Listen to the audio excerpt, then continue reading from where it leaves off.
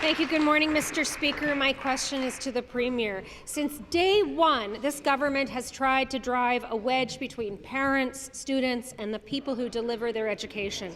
This week, as teachers take job action, parents and students are showing that that tactic won't work.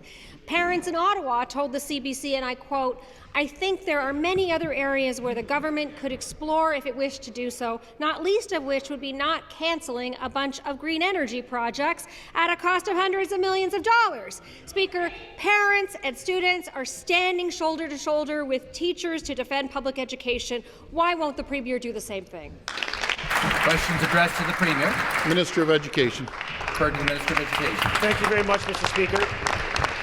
Mr. Speaker, our government is committed to renewing schools in this province. The member will know that of the Green Fund that was created, 97 cents the dollar was expended to help improve public schools. That was left out of the question. But what was also left out of the question is the fact that our government has invested $550 million this year alone to improve schools and to build new schools, in addition to maintaining over $1 billion in renewal funding, because after 15 years of the Liberals having left so many schools in a place of disrepair, we are investing in our schools, we are updating our curriculum, and we're giving hope to young people to achieve their full potential in this province.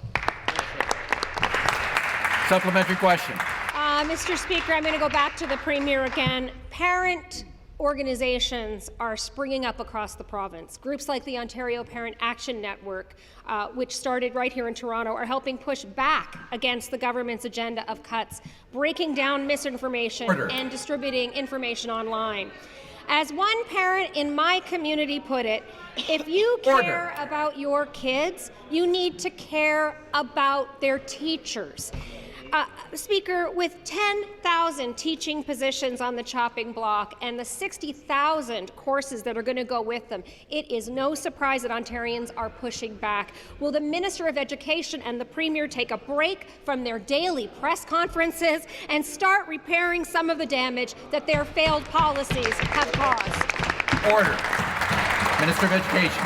Mr. Speaker, the government's aim is to keep kids in class by getting good negotiated settlements. This morning, the press conference that was noted in a pejorative way was actually to announce 5 steps we're taking to counter the scourge of bullying in this province. Order. Mr. Speaker, we announced that Christina Modis, the MPP, will be from Scarborough Centre. A former teacher will lead initiatives and work to counter bullying in our schools. We announced a province-wide survey to empower students to have a say and to share their voice and their narrative. We announced new training for education workers, professional development to help reduce the scourge of bullying and de-escalate these situations. We announced a review of school reporting practices of bullying in schools and public and Catholic schools, and we announced an evaluation of the definition of bullying.